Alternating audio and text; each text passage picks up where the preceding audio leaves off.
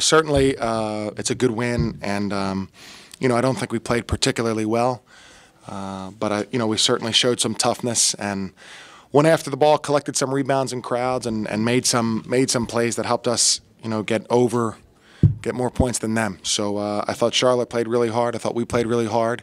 It didn't make for a pretty game, but we'll take the win and get ourselves prepared for Wednesday.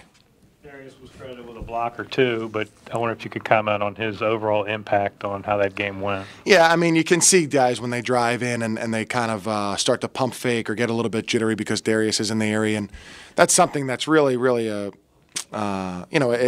really helps your defense tremendously because it takes them out of a flow. When they throw the ball back out, we're kind of a little bit reset. His 12 rebounds, 9 defensive rebounds were very good. One thing I'm always impressed with is he can challenge a shot, try to block a shot and get the rebound on that shot if he doesn't tip it. He did that a couple of times tonight. And of course, in a 1-point game, every single play like that is big. Have you ever thought about how many points Garrett has saved for you, like during the course of the year, either altering a shot, blocking a shot? One facet of the game for him. No doubt. I mean, there have been games where it's been just, completely game-changing, because it's not, like you said, it's not just the block that he has, but, kids today really don't like to get their shot blocked. For some reason, that's a really big deal. And so it really kind of gets into their psyche and really changes how they start to play offense. So the most aggressive player in the world, it becomes a little bit less aggressive when the shot has been blocked, even if it wasn't his. And so, but yeah, he has saved so many points for us over the course of time, and has been a huge help. Anything else? Chris, do you manage the game differently now that your numbers are down a little bit in terms of giving guys more rest or telling them to back off a little bit on defense to avoid fouls, anything like that? Well, I'd say more in the sense I think we substitute a little bit more frequently, especially early. I think that we have to be more aware of foul trouble. And we've played guys more with 2 fouls in the first half, or when Darian went back in with 4 fouls, I think with about 6 minutes to go. So those things you're kind of forced to do, especially when you're trying to generate something on offense, which we were. So I would say it definitely has an effect, and not that we go in and game plan it, but the game's going to dictate just a little bit more frequent substitutions and more, more planning as the game goes on.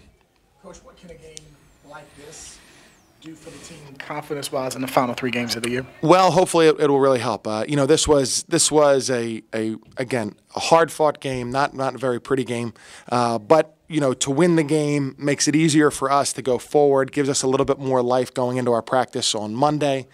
And then, we have games down the stretch here that we feel we can be competitive. We feel we can win. And I think when you're coming on the heels of a win, you feel that way even more so. Any early thoughts about St. Joe's? I'm sorry. I think they're a good young team. A little bit similar to us. They've gone stretches where they haven't scored a great deal, but they have some guys on the floor who can score. So it's going to be an Atlantic 10 road game, which wins are hard to come by. But I do believe that our familiarity with them will help us and get us to play well. Coach, Cedric's final shot. Your big shot for you guys, obviously, after they had come back, something you desperately needed. Yeah, desperately needed it, and said, attack the rim. He had some opportunities early in the game where I thought he was more tentative, and in that play, because we needed, I think, because the shot clock was winding down, he really attacked the rim, got himself all the way to the basket. I think he even drew some contact and was able to put the ball up softly enough to score. So that was a really big play for us. What were they doing defensively in the second half there to disrupt you guys? Well, I thought they switched a lot of the screens, and the switching, we weren't able to take advantage of say the mismatches when Braswell would switch out into our guards, and they really play great help defense. So they're packed in there tight. So Derek Williams couldn't be as much of a factor because they're surrounding him and they're double teaming him when he gets the ball. But the switching, which is we do a lot of switching too, it usually takes away your edge as you're starting to try to drive. And I thought they did a really good job of that during the course of the game. I'm sorry I came in late. Can you just talk about the final possession? What was going through your mind as the ball keeps? No, you shouldn't have been.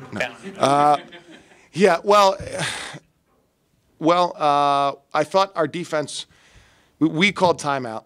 We thought they would run one of two things, and they did. and I thought our defense didn't handle it well. By the time Barnett shot the first shot, I thought we were running at him, contesting the shot. And then on the second and third things, I was just, I thought Darius might have tipped the ball, Garrett might have tipped the ball the one time. And I was just praying for the ball to get out of there. And it was great. You couldn't hear the horn sound. You could see the red light. So, it's a game of inches. If it goes in, they feel great. If it doesn't, we feel great. So. Anything else? All right. Thank you, guys. Thanks, Coach.